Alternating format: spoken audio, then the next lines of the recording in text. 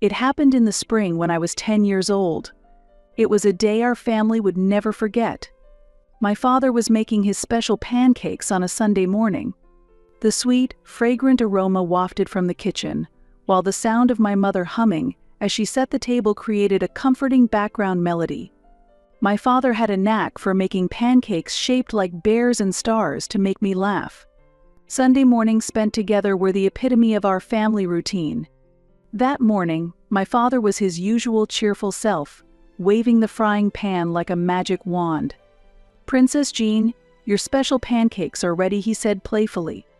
Leaving my favorite bunny plushie on the sofa, I eagerly ran to the kitchen. Little did I know that the event that followed would change our family forever. Suddenly, my father clutched his chest, and the spatula clattered noisily to the floor. At that moment, it felt as though time had stopped. I saw my father's face contort in pain, and he let out a soundless scream. My mother, though shaken, quickly grabbed the phone to call an ambulance, but I could only stand there frozen. I remember blankly watching as the ambulance arrived and took my father away. The sound of the siren echoed in the air. In the hospital's white corridor, I vividly recall seeing my mother collapse into tears. That day, my father passed away due to a heart attack. It was so sudden that we had no time to prepare. After my father was gone, the house was enveloped in an empty silence. The laughter and sweet smell of pancakes that once filled our home were replaced by a lifeless void. My mother tried to support me despite her grief, but she was also consumed by a profound sense of loss. About a year after my father's death, my mother met Solomon, her new partner. Solomon was tall and had kind, gentle eyes. He became a comforting presence, slowly filling the void in our hearts. They met through a support group for widows, and he exuded a reassuring warmth that reminded us of my father. When Solomon started visiting our home, the atmosphere began to change little by little. He helped me with my math homework and listened when I had a bad day at school. Even so, it took time for him to be accepted as part of our family. Eventually, my mother decided to remarry, and Solomon moved in with us a few months later.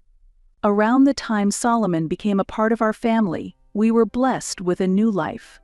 I still clearly remember the day my mother told me, "You're going to be a big sister." Her eyes sparkled with excitement, but my heart was filled with mixed emotions. As our family took on a new form, the days when my father was with us felt increasingly distant. When my little sister was born, my mother's attention turned entirely to that tiny new presence. She decided to quit her job and devote herself to caring for my sister. "This early childhood period is so crucial for a child's development," she often said. But to me, those words felt like an announcement that I was no longer a priority in our family.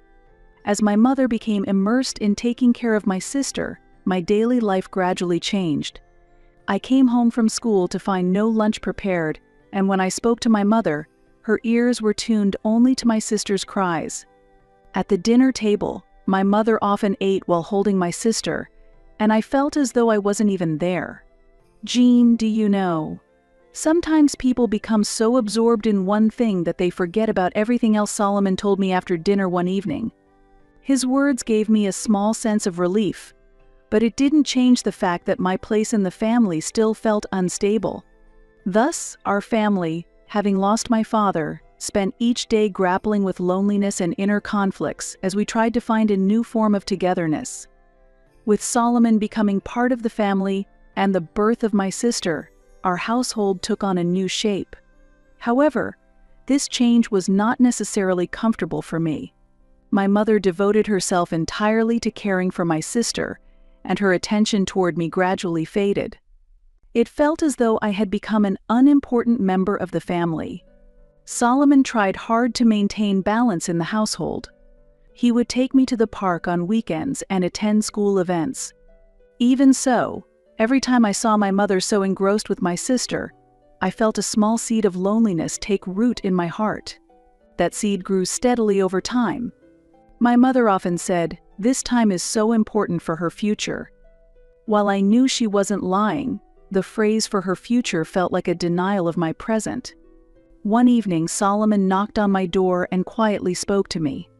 "Jean, I understand that you feel like you're not being cared for, but you are important. Please don't forget that." His words felt like a lifeline to me. Still, every time I saw the unshakable bond between my mother and sister, I felt as though I was losing my place within the family. While Solomon tried to be there for me, my mother's unwavering focus on my sister left the atmosphere at home somewhat strained. A growing gap slowly formed between my mother and me. I still remember the day my sister first said, "Mama." The moment my mother heard it, she beamed with tears of joy and hugged my sister tightly. Watching that scene, I was overcome with a strange mix of happiness and sadness. It felt like I was part of the family, yet somehow observing it from the outside. As I watched my mother's love for my sister deepen day by day, I began to feel as though I was being pushed further away from the heart of the family. That sense of loneliness started to take root in my heart during this time. As my sister grew, my mother's expectations for her only grew larger. She became busy enrolling my sister in music and art classes, and our family's days revolved around those schedules. My mother's voice was always gentle when she spoke to my sister, and she celebrated even her smallest successes with exaggerated joy. In contrast, whenever I shared my achievements at school or in club activities, my mother would simply respond, "That's nice," before quickly shifting the conversation back to my sister. Even in such circumstances, Solomon always remained on my side. He listened to me attentively and sometimes encouraged me by saying, "You're really putting in a lot of effort." I can't express how much those words saved me. Without him, I might have been completely crushed by the loneliness I felt within the family. However, despite Solomon's efforts, the distance between my mother and me only grew wider. I felt as though my sister was the center of the family, while I was merely a satellite orbiting around her. This feeling became increasingly vivid as I grew older. On the surface, our family appeared peaceful, but inside me, small frustrations accumulated and gradually turned into a deep sense of loneliness. At the same time, tension began to arise between Solomon and my mother. Solomon tried to maintain fairness within the family, but he too started questioning my mother's excessive attention toward my sister. One evening during dinner, my sister pushed her plate away, refusing to eat. My mother sat beside her, patiently trying to persuade her, saying, "Just one more bite." Watching this, Solomon put down his fork and said, "Sally, you need to let her become more independent. You can't do everything for her." My mother's face immediately stiffened as she replied, "Are you saying I'm a bad mother?" Solomon responded calmly, "That's not what I'm saying. But she's not the only child in this family. Jean is your daughter too." However, it seemed those words didn't reach my mother. She retorted firmly, "She's still so young. She needs special care." The situation settled down somehow, but Solomon's words left a deep impression on me. Day by day, Solomon continued to try to support me. One day, he suggested that I join a karate class. I accepted his suggestion, and Solomon drove me to and from the class several times a week. The conversations we had on the way home after practice became a source of comfort for me. When I earned a belt during a match, I still remember how he cheered louder than any other parent. While I grew through my time with Solomon, the tension at home continued to escalate. Solomon suggested to my mother that she reduce her dependency on my sister, but instead of listening, my mother became increasingly defensive. When my sister expressed interest in trying Little League, Solomon said, "This could be a great opportunity." However, my mother immediately dismissed the idea. "Baseball is too dangerous. It's safer for her to attend art classes instead," she insisted, leaving Solomon speechless. Even in the art class chosen for my sister, she showed little enthusiasm and stopped attending after the third session. When my mother found out, she only blamed the teacher, saying, "The teacher doesn't understand children's creativity." This kind of attitude from my mother seemed to distort everything within our family. Over time, Solomon began to avoid clashing with my mother. However, it wasn't because he had given in to her. Instead, he focused on supporting me. "Jean, you're always trying so hard. Do you realize how amazing that is?" Those words of encouragement from him still remain in my heart. Without him, I might have been completely crushed by the loneliness within our family. On the other hand, the cracks within our household were becoming irreparable. Solomon was doing his best for me, but he couldn't mend his relationship with my mother. From this point on, the time we spent together as a family began to decrease. It became more common for us to eat dinner separately. The situation where my sister was the center of the family remained unchanged, and Solomon and I felt like isolated entities orbiting around her. By the time I was about to graduate high school, I had one clear goal in my heart. It was to leave the house and live an independent life. Exhausted from the loneliness and strained relationships with my mother and sister, I strongly wished to start a new life by going to college. My mother didn't seem to take my college plans seriously. While I was choosing schools, she would talk only about my sister's lessons and school events. Even when I asked for her opinion about my future, she would only give a curt response like, "Go wherever you like." On the other hand, Solomon continued to cheer me on. "Jean, the sky is the limit. Go wherever you want," he said, encouraging me. His words were my only source of support. On the day of my high school graduation, I wore my cap and gown and looked out at the audience from the stage. I saw Solomon smiling proudly at me. Next to him was my mother, who was staring at her smartphone, seemingly texting the babysitter for my sister. That scene felt like a symbol of my position within the family. The day after the graduation ceremony, Solomon called me into his study. Holding a folder in his hand, he said, "I've been saving bit by bit." He showed me brochures from various universities. "Jean, you can go anywhere. I want to help you carve out your future," he said, his words bringing tears to my eyes. However, when my mother heard about this, she argued, "That money should be used for your sister's future," leading to a heated argument with Solomon. That night, Solomon told me, "Jean, I'm not backing down on this.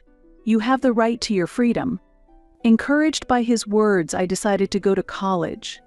In the end, I chose Marshall University in West Virginia. It was a place where I could maintain a suitable distance from my family while starting a new chapter in life. When college began, I tasted freedom for the first time. Being freed from the shadow of my family, I realized how precious it was to have my own time. I devoted myself to my studies, enjoyed time with friends, and pursued things I had always wanted to do. However, my relationship with my family grew increasingly distant. My mother rarely contacted me, and the only connection I had was through phone calls with Solomon. "Jean, your mother still seems busy with your sister," Solomon said during one of our calls. There was fatigue in his voice as he continued, "She's doing her best to raise her, but that doesn't necessarily mean things are heading in the right direction." I couldn't find the words to respond. Living away from my family gave me a new perspective. I rediscovered my own worth and was in the process of healing old wounds. At the same time, I realized that the problems within my family were unfolding beyond my reach, leaving me with complex feelings. A few years after graduating from college, my life was shaken by a significant event. Solomon passed away suddenly. He was the only person in my family who truly understood and supported me. His death brought me immense grief, but more than that, it revealed how completely the balance within our family had fallen apart. After Solomon's death, my mother began to struggle financially.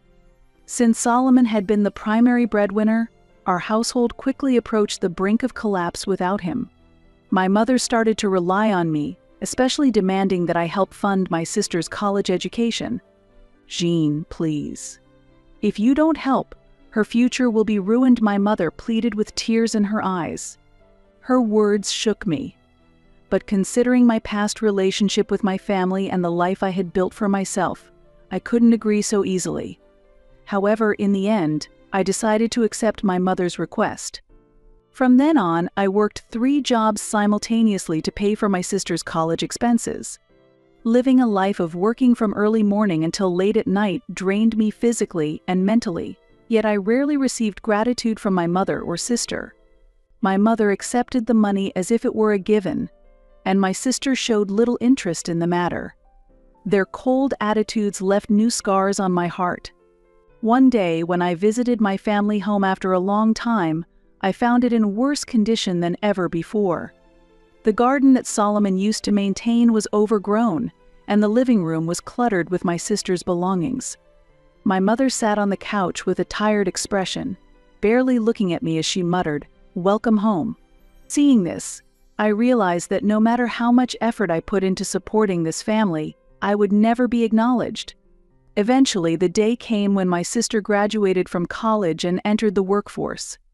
My mother bought a new dress to attend the graduation ceremony, her face beaming with joy. However, behind that joy, I felt as if all my efforts had been ignored. I was left with a gaping hole in my heart. With Solomon gone, my family had become entirely focused on my mother and sister, leaving my presence increasingly insignificant.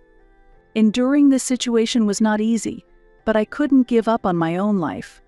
A few years after Solomon passed away, and I had been funding my sister's college expenses, a decisive rift occurred in our family during my mother's birthday party. That day, family and relatives gathered, and on the surface, the atmosphere was pleasant. My mother was more talkative than usual, sipping wine after wine and in high spirits. During the gathering, she casually let something slip in her drunken state. "Actually, I've made a will to leave all my assets to your sister," she said with a laugh. The moment those words reached my ears, it felt as though time had stopped. It was as if my existence within this family had been completely erased. When I tried to ask why, my mother, showing no sign of remorse, replied, "Because she has her whole life ahead of her. You're already independent, aren't you?" Her words carried not a trace of gratitude or consideration for me. They simply reflected her values, which prioritized my sister above all else. In that instant, all the emotions I had buried deep inside came rushing out. How much I had sacrificed to support this family, devoting my time and money to secure my sister's future. Yet, the reality that this was how I was treated filled me with indescribable anger and sorrow. After returning home, I thought deeply. Should I continue being the sacrificial lamb for this family? What meaning was there in maintaining a relationship with my mother and sister? After much deliberation, I made a decision. I needed to distance myself from this family and reclaim my life. A few days later, I wrote a letter to my mother. The message was straightforward, expressing my resolve to cease further assistance and calmly explaining my reasons for distancing myself. "Please don't take everything I've done for granted. I have the right to live my own life," I wrote, pouring my emotions into that sentence. Additionally, I confirmed that the house my mother and sister lived in was under my name and decided to proceed with selling it. This action marked the final severance of my ties with the family. In truth, the house we lived in had been purchased by my late father in my name. It seemed my mother had forgotten this. When she realized she was losing her home, she immediately called me, but I didn't answer. Her messages were filled with anger and confusion, asking, "Why are you doing this?" But I felt no obligation to respond. I couldn't find a reason to keep sacrificing myself any longer. Since I wasn't going to inherit anything, I decided to sell the house and use the proceeds for myself. While there was sadness in letting go of something my father had given me, I saw it as a step forward. Fortunately, I quickly found a buyer, and my mother had no choice but to leave the house when the eviction notice came. After cutting ties with my mother and sister, my life changed dramatically. It was also the moment I was freed from the burden I had carried for so many years. By choosing to live for myself, I found a quiet sense of peace within my heart. The first few weeks of no contact with my family felt strange. For the first time, the time I used to spend thinking about my mother and sister had completely disappeared. To fill that void, I set new goals for myself. I focused on work, improving my skills, and finding new hobbies. One day after work, I stopped by a cafe and found an opportunity to pursue something I had wanted to do for years, joining a photography class. Photography had been one of my dreams since high school, but it had been pushed aside amid the busyness of life. Learning at that class became a new source of inspiration for me, bringing vivid color back into my life. However, the guilt from cutting ties with my family didn't completely disappear. Occasionally, I received messages from my mother. Each time I saw them, I couldn't help but question whether my decision had been the right one. Even so, I felt that not replying was the only way to protect myself. Eventually, I decided to block my mother's email address. It was a form of closure for me. Some relatives criticized me, but those who knew about the incident at my mother's birthday party defended me. Now, my mother and sister have no family they can rely on and seem to be living quietly in a rundown apartment. Having realized that the house they once lived in was not their asset, I wonder how much inheritance my mother actually has left. There are rumors that she has started working part-time, so it seems unlikely she has anything substantial to leave to my sister. Taking care of yourself is not the same as betraying someone. With those words etched in my heart, I slowly started to rebuild my life at my own pace. On my days off, I went on trips with friends and began participating in volunteer activities, making an effort to expand my social circle. A few months passed, and I finally felt that my life had reached a stable point. My new apartment was a small space, but it was a place where I felt secure. The simple furniture and the landscape photos I had taken at the photography class symbolized my new life. One afternoon, I took some time to reflect on the past. The support Solomon had given me, my efforts to help my mother and sister, and the perseverance I had shown, all of these were experiences that shaped who I am today. There were undoubtedly painful moments in my journey, moments that felt as if they would overwhelm me completely. These moments weren't fleeting, they lingered, etched into my memory like scars that told stories of survival and growth.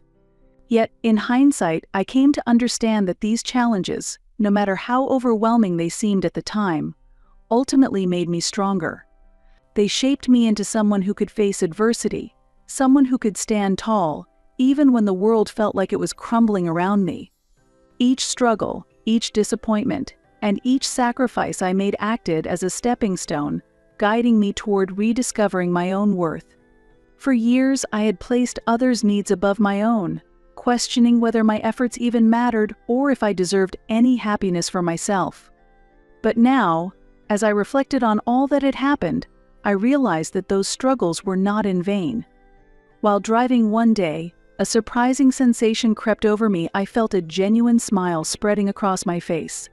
It wasn't a forced expression or something fleeting, it was a deep and unshakable smile that came from within. It was the kind of smile that only arises when the weight of the past begins to lift and peace takes its place. I felt light, as if the heavy burdens I had carried for so long had finally been lifted off my shoulders. The chains of obligation that had tethered me to my family's problems had been broken, freeing me in ways I hadn't imagined possible. The air seemed clearer, the road smoother, and the horizon brighter. It was in that moment I realized all the struggles I had endured, the tears I cried, the sleepless nights, the sacrifices had finally paid off. They had led me here, to this sense of peace and freedom that I had thought was unattainable. Their problems, the ones that had consumed so much of my life, were no longer my problems to solve. I had stepped away from their shadows, and for the first time I could focus on myself without guilt or hesitation. I was finally ready to walk my own path, one that was shaped by my dreams, my choices, and my desires, not by the weight of others' expectations. "This is my new beginning," I whispered to myself, my voice barely audible yet filled with conviction and hope. As I pressed down on the accelerator, I felt the car surge forward, responding to my will. The road ahead stretched endlessly, a winding path that disappeared into the vast horizon. Above me, the wide-open sky, with its brilliant shades of blue, felt like a promise of infinite possibilities and uncharted adventures. The journey ahead was unknown, But for the first time, I wasn't afraid of what I might encounter. With each mile I drove, I felt as though I was shedding the layers of my past, the pain, the doubts, the sacrifices. I was leaving them behind, letting them fade into the distance as I focused on what lay ahead. This drive wasn't just about covering physical distance, it was about moving forward emotionally, reclaiming my sense of self, and embracing the freedom I had fought so hard to achieve. The road before me wasn't merely a path, it was a symbol of the life I was ready to build for myself, a life rooted in self-love and independence.